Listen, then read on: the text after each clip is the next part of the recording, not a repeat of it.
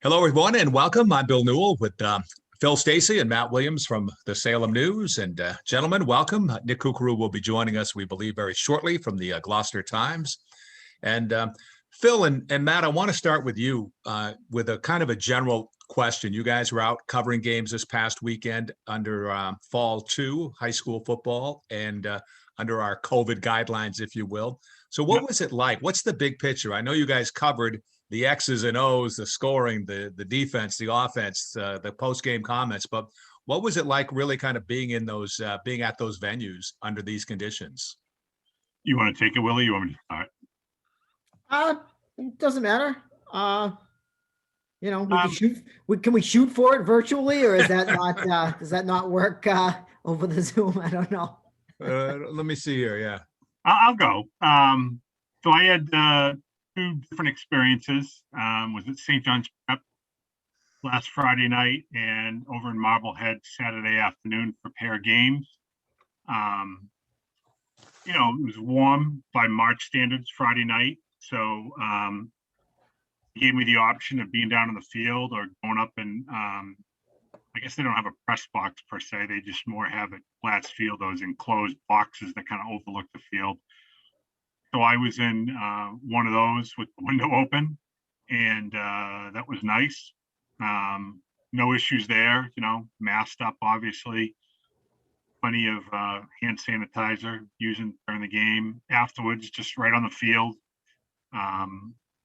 Spoke with who I needed to, both coaches and athletic directors, and it worked out fine.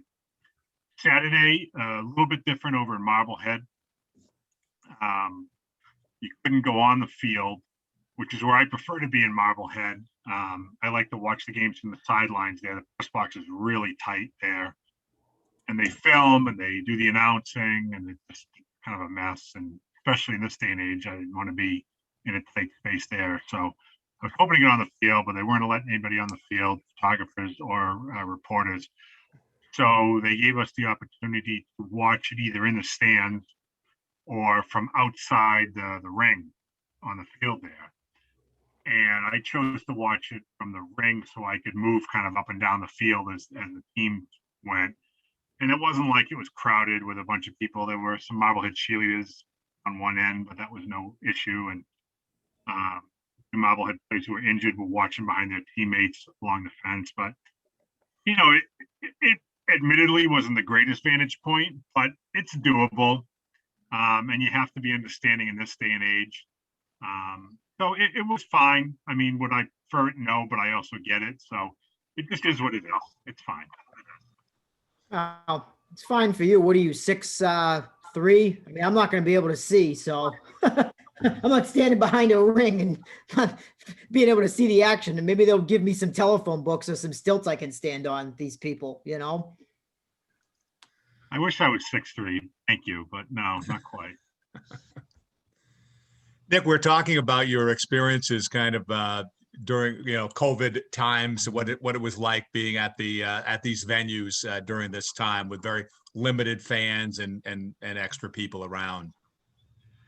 For me, honestly, not a whole lot different. I mean, same press box situation, same kind of sideline spot. But I mean, of course, the no crowd is a culture shock, that's for sure. And I don't know if you ever get used to that. Mm-hmm. All right. So now let's was there no crowd there at all, Kooks, at your game? Yeah, there were a few people. Oh, okay. Not a crowd, you mean? Yeah. Okay. I don't know. I felt like it was the same thing I remember thinking in hockey, that like with fewer people there, you hear everything a lot more clearly. So, let's say like Saturday I was on the Marblehead side, so it was all, good cheer and all, they won big. So I'm wondering if it would have been a different hearing on the Beverly side. I'm not sure, but yeah, I noticed that you can hear things very, very clearly.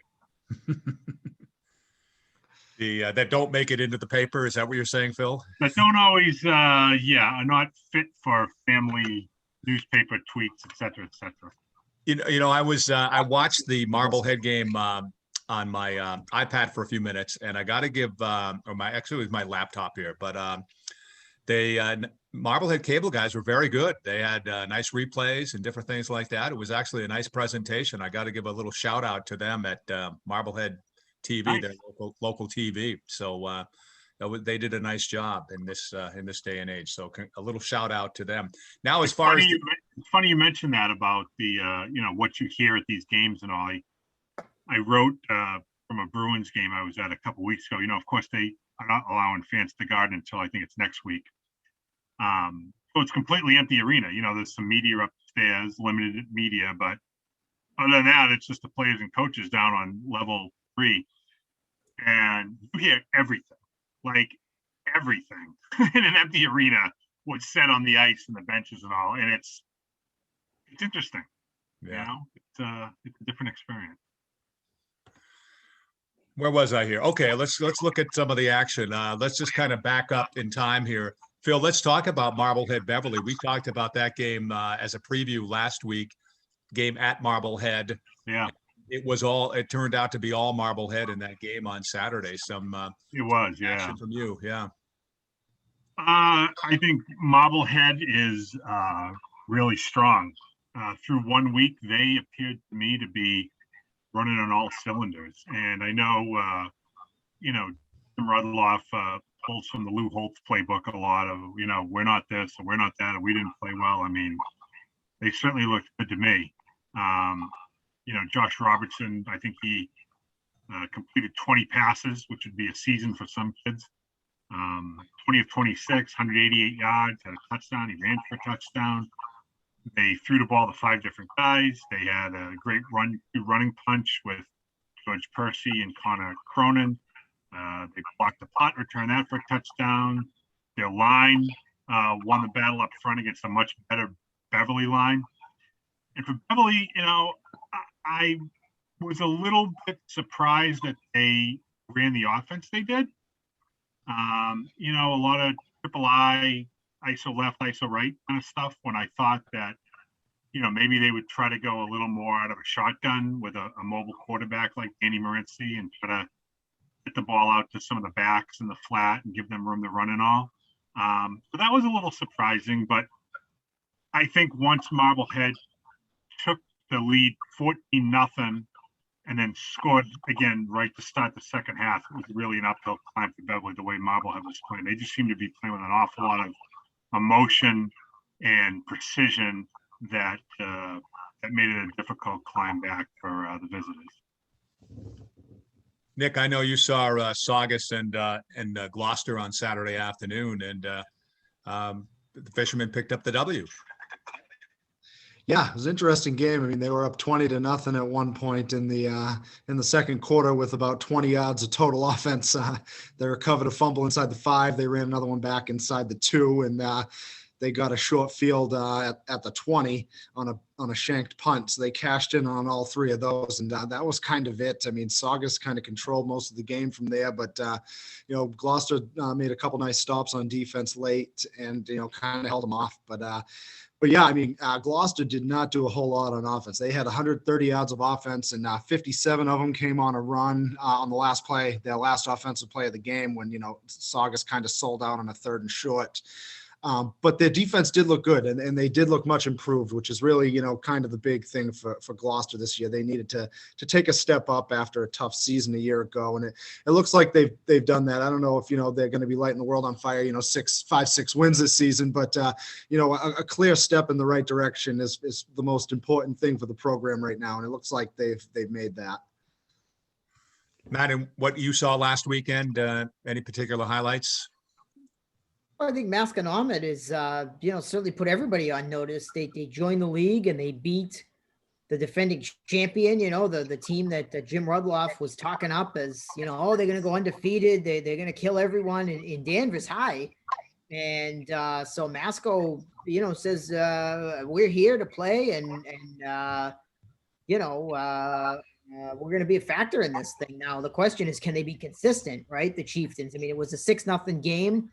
Very easily could have been scoreless into overtime. The one touchdown pass was pretty good man coverage, and Nick Cantalupo of Masco just got the better of the guy on him and went the rest of the way. But an inch here or there on that throw by the sophomore quarterback, Matt Richardson. And, and it's a whole different ball game, potentially in overtime. So Masco is going to have to be consistent in this league. There's no nights off, now they got to face Beverly, an angry Beverly team that wants to, obviously not be 0-2, right? And Masco can't look past them. So that's the fun thing about having Masco in this league is every week is going to be a challenge, a fun game for them. And conversely, on the other side for Danvers, I don't think you can say the sky is falling, right? I mean, they can figure out some things offensively, but defensively, you only give up 6 points. I mean, that's a pretty good day at the office. They got some really big contributions. Obviously, the line was very good on both sides of the ball.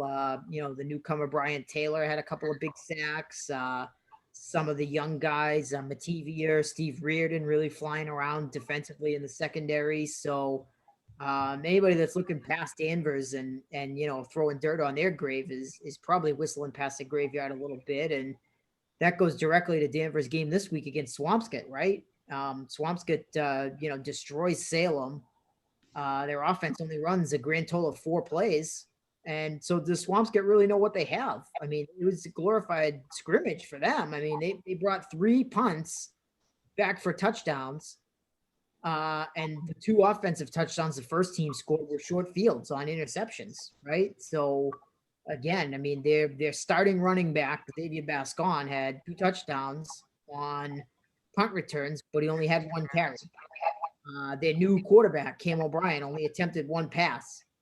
And I joked on Twitter that you probably have to go all the way back to Stan Bondalevich to find the last time Swampscott won a game attempting only 1 pass, right? So, I mean, you feel pretty good. You win your opening game 41-6, but when you don't get to really exploit your offense with all these new pieces, and then you have an angry Danvers team coming to town, I'm guessing you don't feel like you've really oiled up the machine and you're really ready to hit the gas pedal for a challenge like that. I wonder if that's the first time as the Big Blue they've won a game with 1 pass. They may have been the Sculpins the last time that happened, Willie. Possibility. It's very true. I mean, again, with respect to Bill Bush, who I know that the coaches have so much respect for. He was Swampscott's coach in the late 80s and part of the 90s and went to a couple Super Bowls without winning one. I know he didn't like to throw the ball that much, but I'm guessing they attempted at least 2 passes a game. So you might have to go all the way back to the 60s. Bring up a good point too about comeback games. I mean, what does Salem do now as they head down to Gloucester? Was that Friday night? That Cook? Yeah. Yep. You mentioned Gloucester hard to get a read on because they took advantage of Saugus opportunities. Their offense didn't look great, although the defense did. Kind of sounds really like Salem was hamstrung by those early special teams errors turned into touchdowns for Swampscott. So, and they didn't have Connor McRae either. Right? Did I read that right in your story? They didn't have their lead tailback for the game. That's right. And Connor might be even more important defensively at the middle linebacker spot for them. So certainly an issue. I mean, they have some young players that they like. They like to stretch the field horizontally, with those kind of swing passes. And Jariel Delval is very fast. I think he caught 10 balls. So it was a good fantasy day for him if you're in a PPR league. He caught 10 balls and made some yardage there, can make a miss. And so I think when you add the element of a tailback like McRae that can go up the middle, right, that's going to make the defense kind of squeeze in a little bit and open up even more space outside for guys like Delval and Jesse Round, who's a transfer. His family moved up here from Maryland, and he's a sophomore. He's very athletic and is going to be a guy Salem relies on for the next couple of years. And freshman quarterback Corey Grimes, who's a monster. He's got to be 6-something, 250 at least. I mean, he's big. So, and he throws the ball a mile. He actually was the punter. And, he punted those balls 50 yards. They were great kicks. And you got to give Swampscott all the credit in the world for knocking down the coverage team. They were just great blocks. And, so Grimes is a guy to watch for Salem too. So Salem's young. They're coming along. And, they just kind of have to put this one in the rear view, chalk it up to practice and keep trying to get better.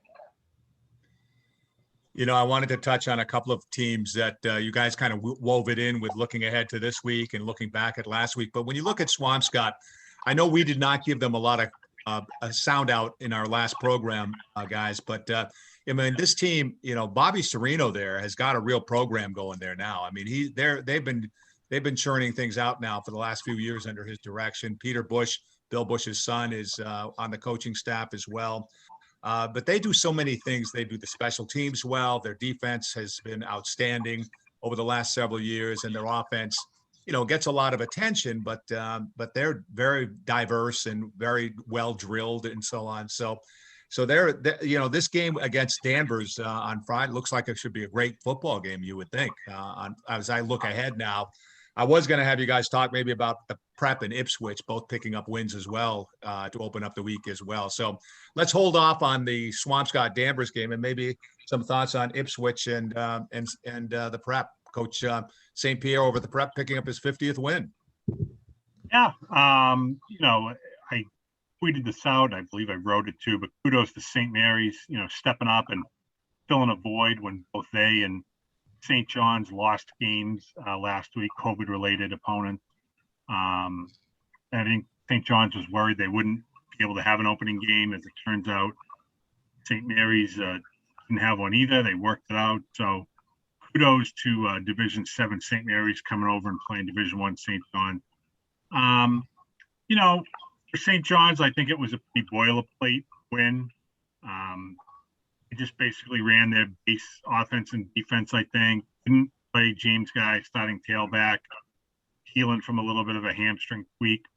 So they ran, a couple of the backup. They got 3 quarterbacks into the game. They mixed it up defensively. I mean, they had a shutout until there were, 18 seconds left, I think. By no means a monumental win for St. John's, but it was enough to get the job done. I think Ryan St. Pierre would have been the first to say that they have a lot of work to do as they get ready to play their Catholic Conference opener this Friday night at home against Xaverian. Yeah, Xaverian, I think they play this week. And Xaverian has a big line, and they took care of St. John's in the scrimmage that they had 2 weeks ago. So the Eagles need to shore up a lot of areas. Hope for a healthy James Guy. Hope that Victor Harrington, who left the opener, new quarterback, he left in the first half with cramps. Hope that he's healthy and that guys like Colin Taylor on the line can continue to get a lot of pressure defensively and make some things happen. Is it BC High at the Prep on Saturday? Does that sound right to you, Phil? Yeah, thank you. Yeah. What did I say, Xaverian? Yeah, okay. Yeah, BC High. BC and opponents mixed up. Right, BC High, CM, and then Xaverian, I think.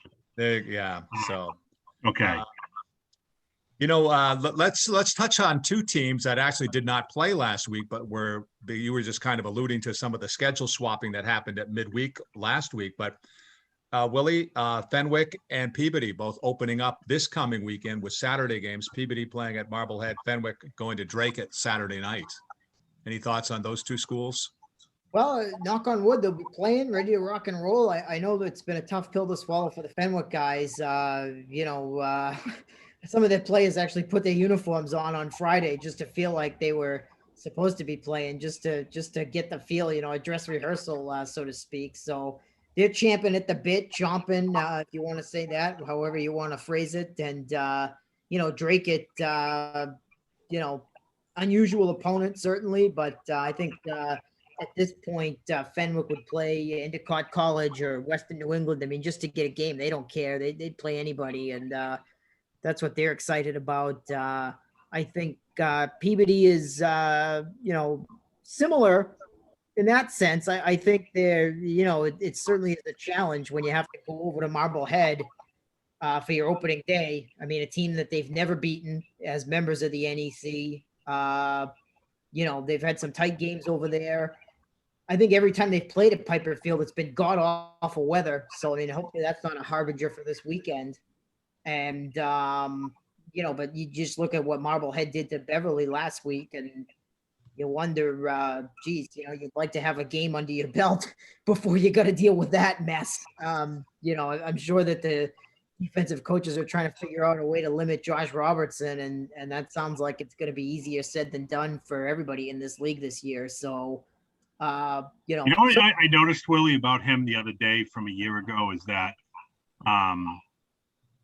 he's very elusive in the way that he reads the field as the play develops. And I don't want to say the pocket collapses because that didn't happen that often, but when he was feeling pressure, he knew enough to either go to like a third or fourth read in the passing plays, or he knew when to take off and run. He has that really good on-field awareness of when he's being when defenders are bearing down on him and when to take off.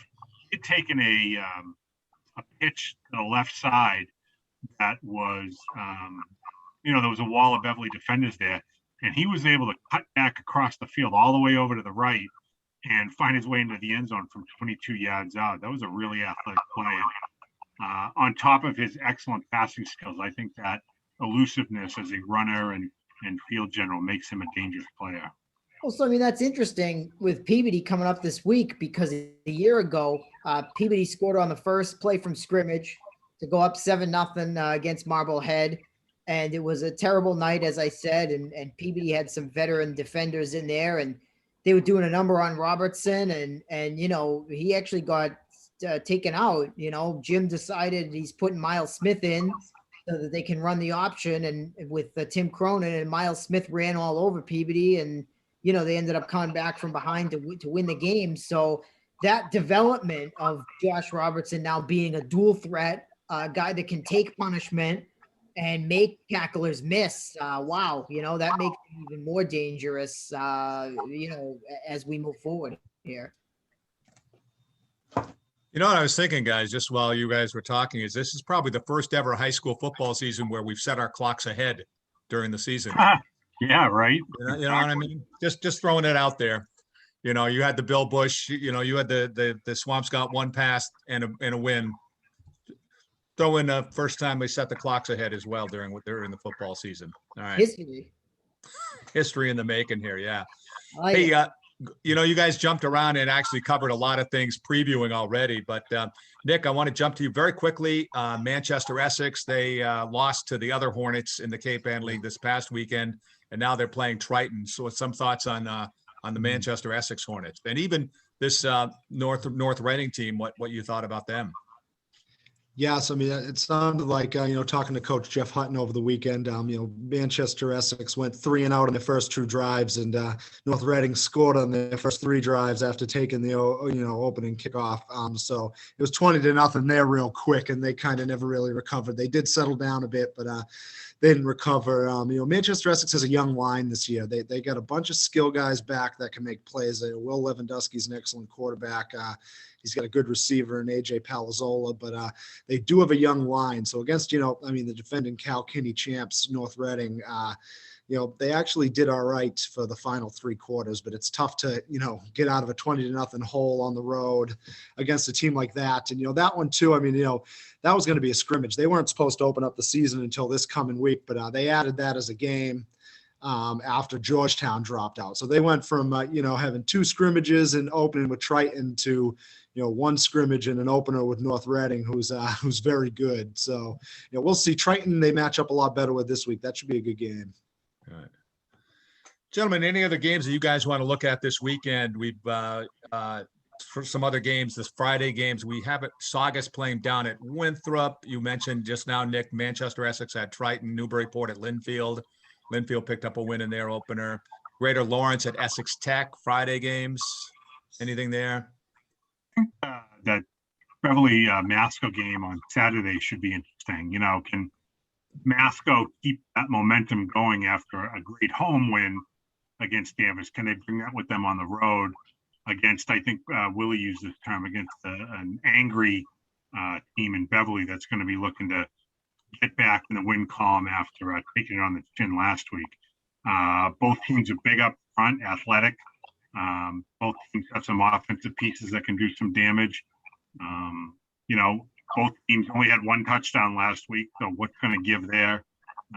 Should be interesting to see how that plays out. And first Beverly High home game on turf field At 40 Field, that's an interesting thing too. It is in the grass confines of Herd, so it'll be the first game on turf for them. It'll be interesting to see what it's like atmosphere-wise there as well. I'll touch on the Cal Baker real quick. Ipswich, a nice win over Amesbury, and it sounds like they got a nice dual threat on the ground with Chase Huntley and Cole Terry. And now they go up against a North Reading team in a crossover that's obviously going to be a lot harder to run the ball against, a big, strong physical side. And that same Amesbury team faces Hamilton-Wenham. The Generals got a little bit of a mash unit going right now. Starting quarterback Carter Coffey goes down on the first play. Marcus Norden slides over from wide receiver and he gets dinged up, and the Generals go down to their third quarterback, and star receiver Ryan Monahan still had 150 odd yards and a touchdown or two. So the Generals finding ways, even without their, top two quarterbacks, which, when you're a division, 5-6 team, you don't have 3, 4, 5 quarterbacks ready to step in and go like they do at some of these bigger schools. So I think, based on the way Hamilton played against a big, really good Newburyport team, I mean, if they have the quarterback, they're going to be a factor in the small. The question is, can they get healthy in time? And you would think too, I know football coaches traditionally have said this over the years, high school football coaches, that you see your most improvement from week 1 to week 2. So here we are going from week 1 to week 2 in a very unusual kind of a situation, kind of a year here for high school football players. But they actually had a decent week to get ready for their first weekend games. This week's been obviously is going to be a lot colder, but it's going to moderate a bit later on in the week for sure for weather. So we should be all right again later this week. So weather-wise, we're still kind of lucking out here in this spring, this fall too thing here for high school football. But it should weather-wise. I mean, again, fingers crossed here. We shouldn't be. It looks like it's going to be okay for this coming weekend as far as football is. Right. Hope so. Gentlemen, any other stories you want to touch on here? Well, speaking of spring, we've got spring playoffs, so that's going to happen. Whether it's a sectional tournament or they tack on the extra 2 games at the end remains to be seen, but they are going to have tournaments for the team sports. So that's good news for the kids. I'm sure that every kid is really psyched about that. For a couple of ADs that I've talked to today, the proposal that they all got about that, they have been for it. If it doesn't affect that many teams, to go past that threshold date. So if a team wins a sectional and they want to play 2 more games at a state semifinal and final level, I mean, go for it, right? Well, that's where I am on it. I think everybody that gets that far, if they vote it down, the teams that get that far are going to be standing there on June 30th or whatever it is saying, let us play 2 more games. What's the problem? And the teams that are trying to cancel the season and, the schools and that don't want to play and are looking to end their years early and stuff. Well, you're not going to get that far because you don't support your programs. So you don't really need to worry about it.